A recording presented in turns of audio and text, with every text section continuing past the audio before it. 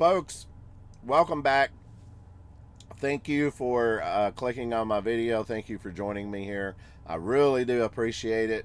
If you like my videos, if you like anything about my videos, please like the videos, share the videos, subscribe to the channel, do all that stuff.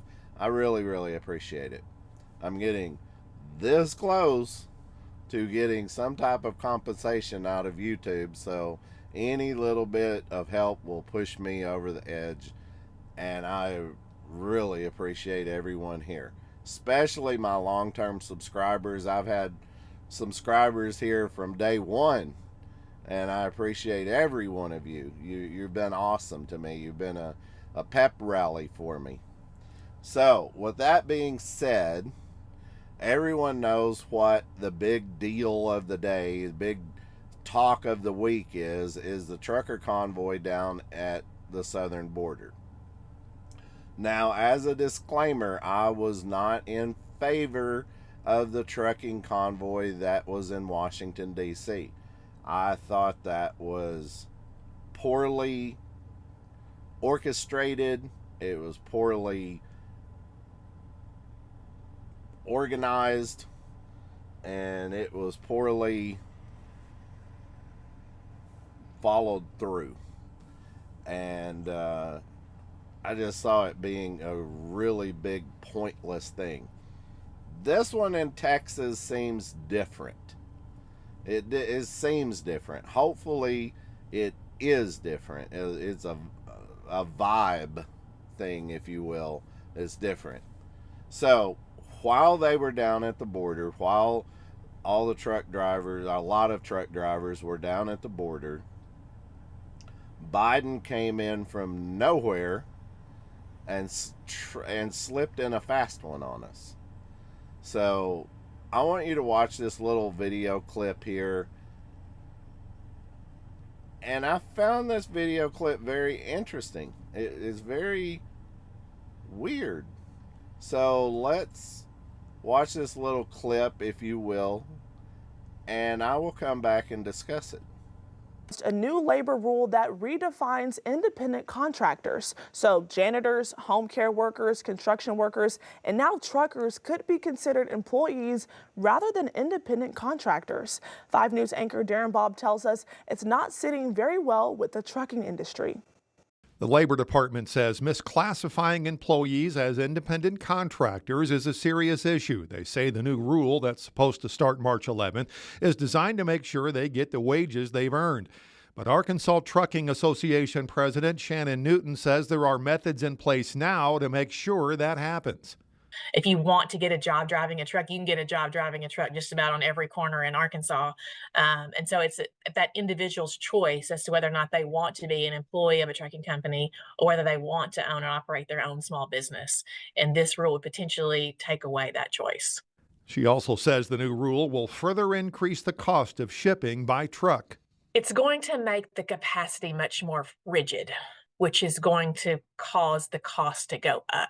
If you think about a large company being able to utilize owner-operators, well, I use the term flex. They can flex the size of their fleet up or down to meet a customer's demand, and so they have predictable pricing in that way. If you aren't able to flex the size of your fleet up or down to meet a customer's needs, then you've got hard costs that are associated with owning, X amount of trucks. Newton says the larger trucking firms like J.B. Hunt, PAM Transport, and ABF won't be affected too harshly by this new rule. They have the resources to navigate what the regulation is, to employ, the attorneys and put this kind of the safeguards in place. But really the companies that are really going to be at the most disadvantage are those mid-sized fleets. Those are operating, 3 or 4 or 500 trucks because they're utilizing owner operators in order to go after particular lines of business and customers.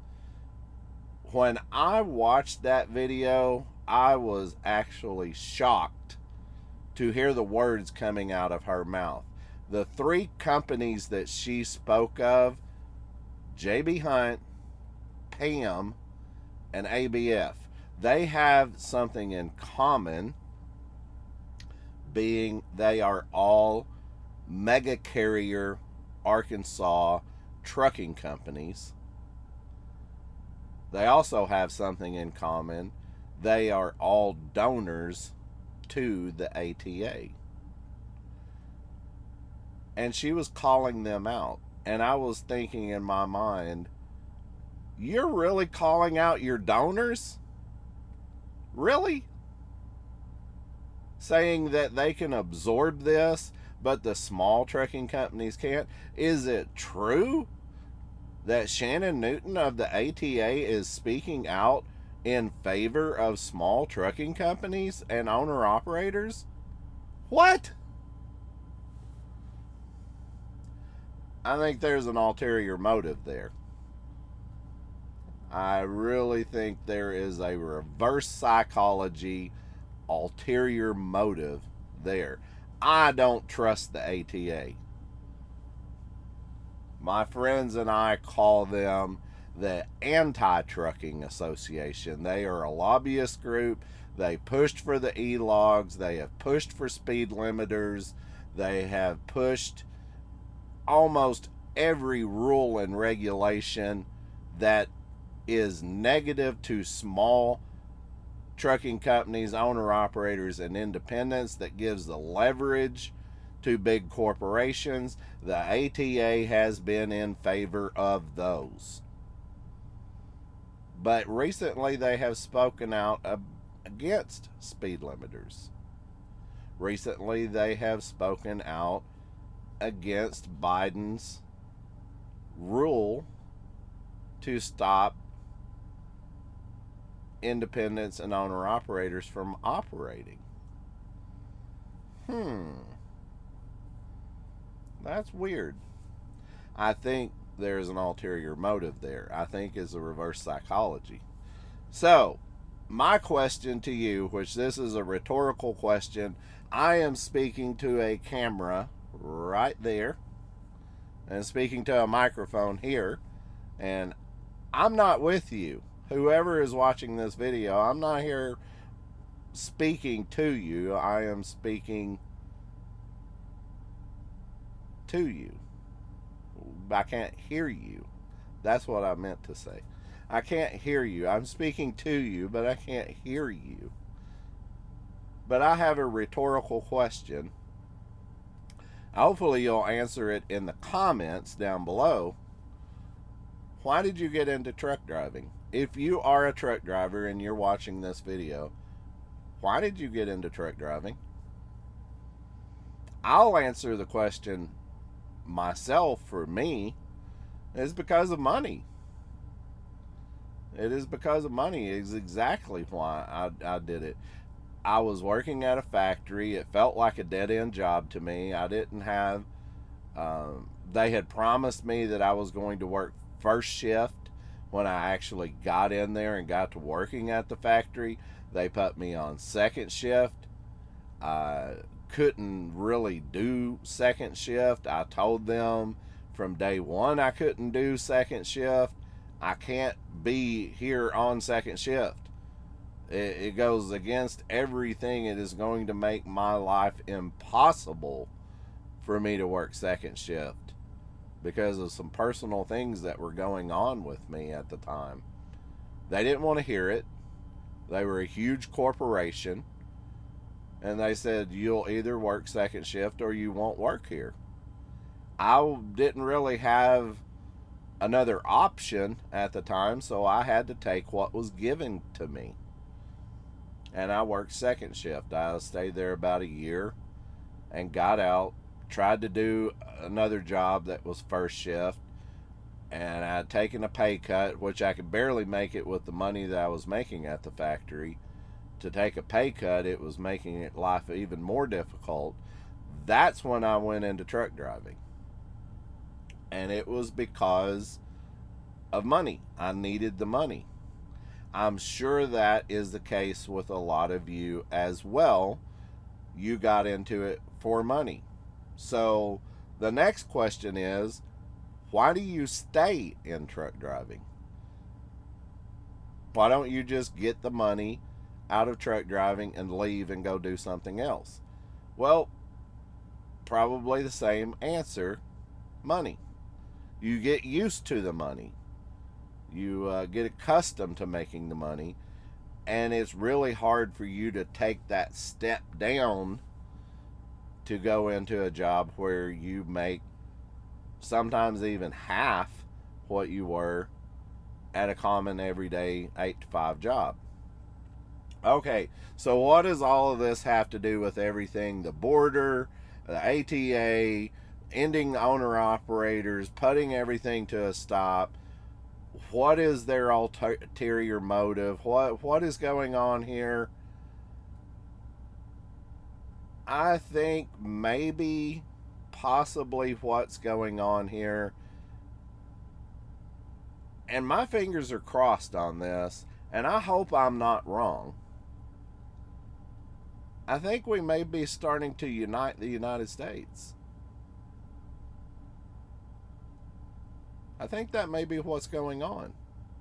We see what is going on as not working. We're actually listening to what Trump has been saying. We are actually listening to what Vivek Ramaswamy is saying. If we don't change, if we don't do something different, we are going to lose the United States of America. Go into a store right now. Well, wherever you're at. I don't mean to just jump and go into a store, but the next time you go into a store, walk up to some trinket, a dish, a plate, a cup, souvenir, whatever you're looking at, and flip it over. 99% chance that is going to say made in China. Everything in the United States is made in China. A friend of mine and I were discussing power tools the other day. I personally like Cobalt brand power tools. He personally likes Milwaukee brand power tools. And I said, wouldn't it be ironic if they were built in the same factory? And he said, you might be right. They may be built in the same factory. I went home and looked at one of the batteries on my Cobalt, made in China. He looked at one of the batteries made for his Milwaukee, made in China.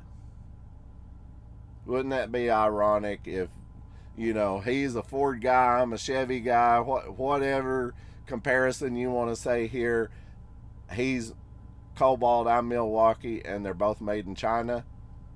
If we don't stop the train that we're on the track that we're on, we're going to lose the United States to China. They're going to own us. What is the industry in the United States? I was listening to Tucker Carlson the other day, and he was saying there is no industry in the United States anymore. Apple, Google, Netflix. I mean, what industry is in the United States anymore? Nothing. We have sold off every manufacturing job and every industry in the United States. We have sold it off to China. And then what happens with Biden? He just opens floodgates and lets all the illegals in. It's like he is intentionally trying to super fast pace the destruction of the United States. If this convoy is actually getting on board, if the ATA is actually getting on board and actually wanting change, my fingers are crossed. Maybe we are coming together and maybe we are being united. I am a little leery of the ATA. I don't trust them.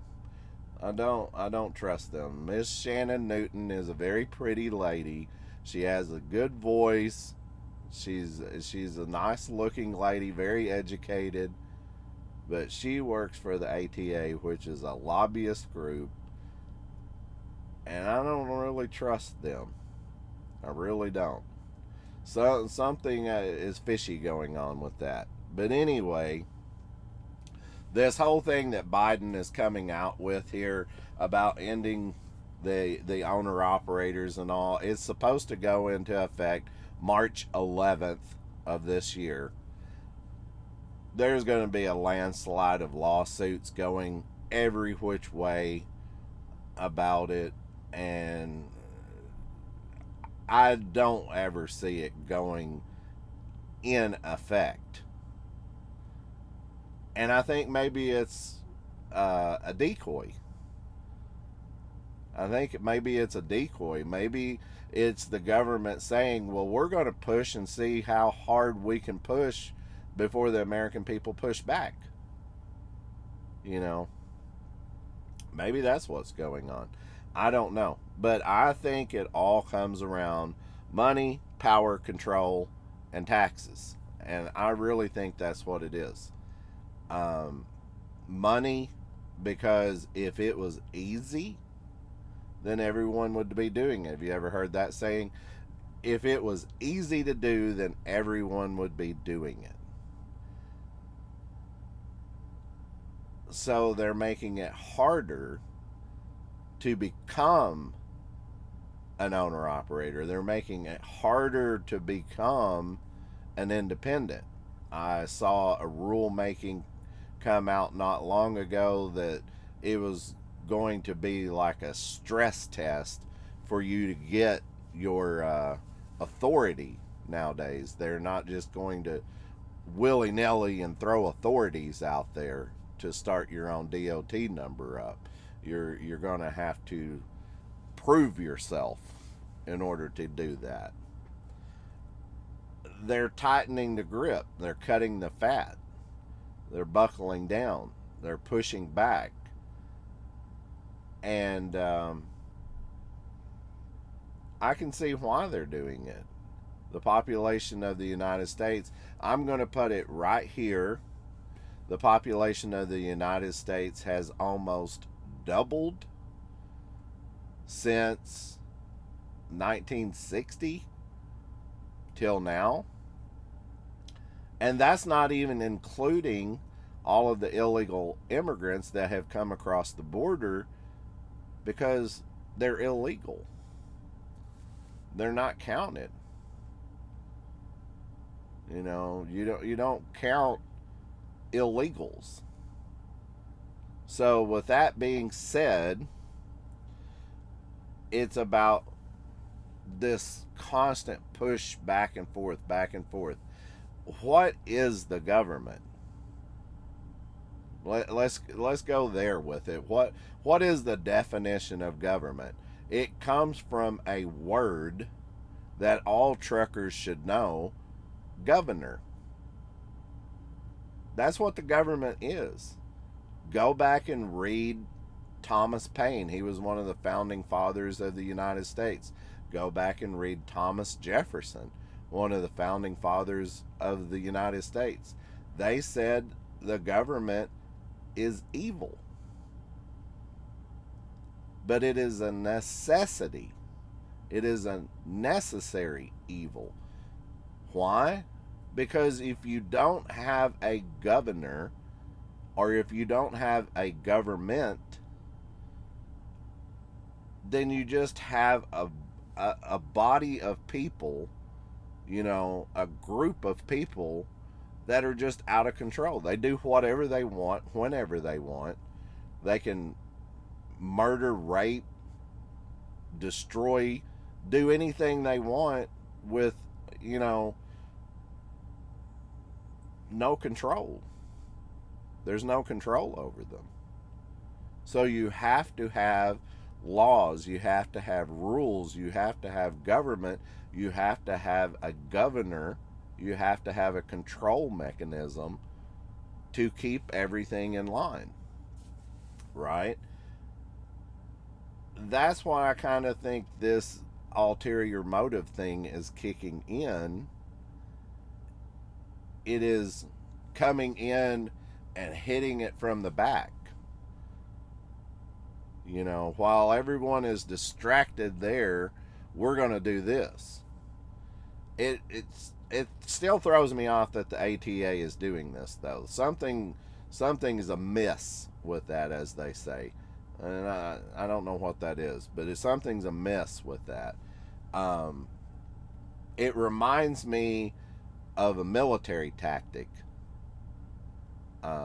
If you've studied anything about war and military battles and stuff, it's called a diversion. You know, that you set a bomb or an explosion to happen over here.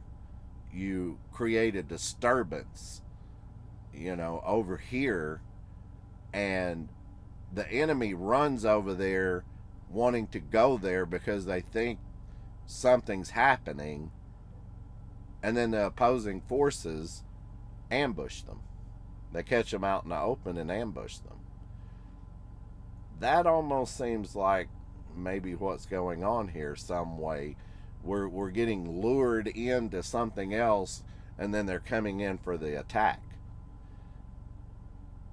And I wouldn't doubt maybe if the ATA is doing something like that, because all of their donors are big trucking companies, big, huge, money making trucking companies, huge profit margins. They've got money to spend. And while we're looking over here, they're doing something over there. I don't know.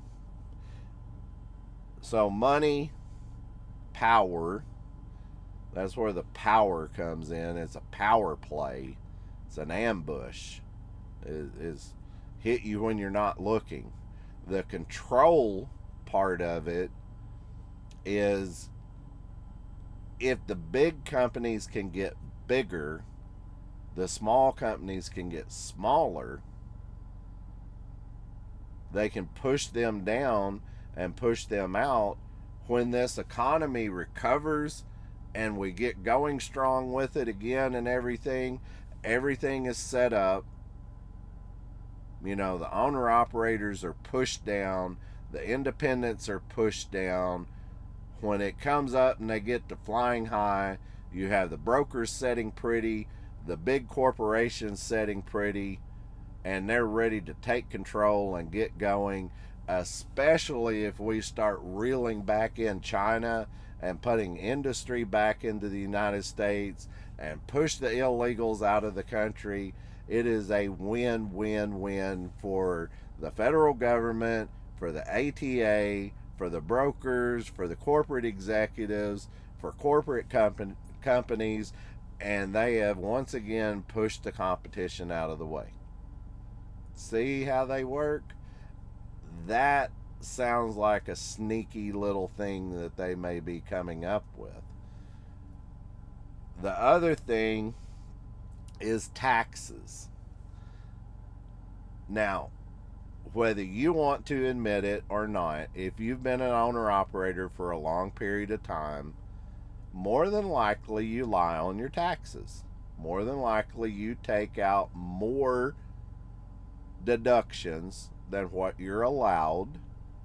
More than likely you push a little bit, squeak by a little bit. Well, we've all been known to do it as owner operators. I've been an owner operator from 07 till 23, and I did it myself. You know, pushed a little bit extra to push my overall liabilities down. Well, big corporations do it with attorneys, just like what Shannon Newton said in the video there. They've got the lawyers, you know, to push this on through and to take care of this thing that Biden is trying to push through. They've also got attorneys to offset their taxes. You know, their taxes they'll write up a 10,000 page tax document to show how they don't have to pay taxes. And the government's, oh, okay, well, you've got employees. You withhold taxes out of your employee checks. See what they're saying about switching owner operators to employees so they can pull the taxes out, because owner operators have had a bad history of not paying taxes on their 1099s, not paying their fair share of taxes on their 1099s. Another thing that they are probably going to try to push through and do on this is make owner operators and independents set up either an LLC or an S corp. I see a sole proprietorship no longer being an option. I really see that coming out of this AB5 and this push that Biden is doing with the ending of owner operators and independents as a settlement. It gets into litigation and lawsuits and everything, and it all comes down to it, and they say, okay, we'll settle with this, but they have to be an LLC or an S corp. So therefore, it's going to make it harder. Like I was saying earlier about the thing of, if it was easy, then everyone would do it. So they're going to make it harder for the United States owner operators and independents to be owner operators and independents. You're going to have to set up an S corp or set up an LLC where you separate yourself from your company. Most owner operators out here today and in the past, they have just gotten a check made out or a deposit made out to them from the company they're leased onto, and it's tax-free money. What you're actually supposed to do as an owner operator is you're supposed to pay yourself a salary or pay yourself mileage or give yourself a set compensation somehow and withhold taxes out of that. The extra money is supposed to go into your business. Therefore, you are an employee of your company. But most owner operators don't do that. They don't set it up like that. They just don't. They don't set themselves up on a payroll. They just take the entire amount that they are given, and then they put it into their truck or put it into their personal life or whatever, and taxes are way off over here, and we'll look at them later. You're also supposed to pay quarterly taxes to the government. You're supposed to send in quarterly taxes, set it up like these stocks that I have been talking about. You got the first through the fourth quarter, and you have an earnings report, you have a profit and loss sheet. You run your business as a business. They show you how to do it with the stocks, right? With these companies out here that are publicly traded, they're not privately owned. Look at how you work as a company driver. You get a check, and it's based on a W-2 tax form, and on there it shows you what you pay to Social Security, what your state taxes are, what your federal taxes are, if your state has a state tax. It breaks it down and shows what your tax liabilities are, and then at the end, this is what you get paid. That's the way they want owner operators to work too. Why? Because they're losing out on tax money. It gives them more money to spend in the government. We are $34 trillion in debt in the United States, and it's increasing by the second. You can go to a website, just type in current national debt clock, United States current national debt clock, and it will pull up a website, and it's got these numbers, and they're just rolling so fast you can't even, it's like a meter, electric meter or water meter at your house, and these numbers are just spinning so fast, and that it is just shooting into the stratosphere with this debt that the United States government's doing. They have a right to tax the citizens, I guess, but they also need to curb their spending. They need to get on a budget, and they need to stay on a budget. The government looks at it as a blank check that they can just spend it however. If the government wants to control us, then it needs to be like this convoy in Texas. We need to be there to keep the government in check. And that's what is astonishing to me. Whenever I started this channel, I was gung-ho about uniting truck drivers and pushing them and saying, we are the government. It even says it in the Constitution, in the Declaration of Independence. Go read those documents. It says it in there. The government is not in control of us. We are in control of it. The government is we the people.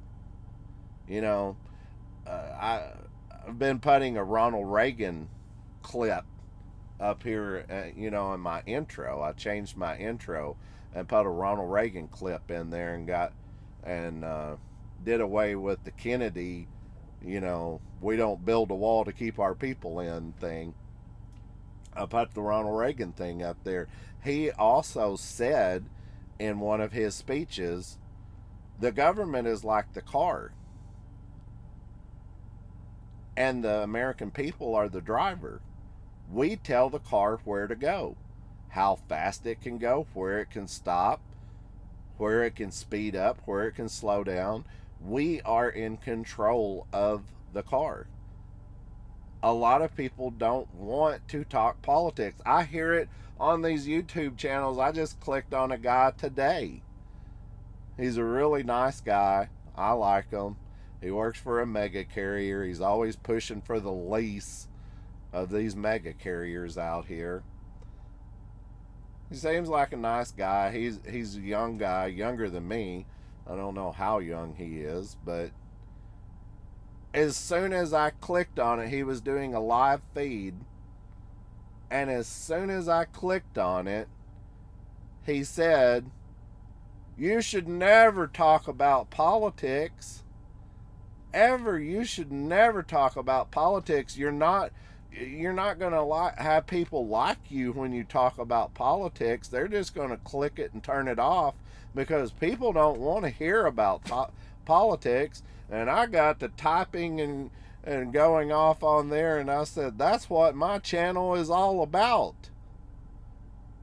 Trucking and politics. I guess that's why I'm not so famous on YouTube, right? Which, along with a lot of other things, maybe, but maybe people don't want to hear about politics. But you need to think about that. If you don't want to hear about politics and you don't want to be involved in politics, maybe you shouldn't be part of the United States. Because politics of the United States is we the people. We are the politics of the United States. Listen to what Ronald Reagan said. So if you don't want to be part of it, don't mean to be blunt, rude, or anything, but if you don't want to be part of it, then get out of it. You know, move to another country. You know, it ain't my rules. It's not me saying that to you. It's just stating the obvious. If we the people are the government, then we the people are the government. So it is a necessity to talk about politics. Why are so many people out here saying we shouldn't talk about politics? But it's okay to promote a trucking company? You know, I had a heated debate with a guy on text earlier today, and he was gloating. He does a YouTube channel. I'm not going to mention his name, but he was gloating. Oh, this is how much I make per week, and the government's fair to me, and I don't feel like the government is doing anything wrong to me. And I'm just thinking, what world do you live in again? The government is fair to you? There's a river in Egypt called the Nile. Are you that conceited that you're floating down the river of denial? Of course the government is pushing us. Biden has about, with him and his administration and the Democrats, they have almost single-handedly destroyed the United States. They are putting the nails in the coffin of the United States. In closing, I want to say I was not a fan of the convoy going to D.C., but the vibe that I'm getting from them being at the southern border, good job, guys.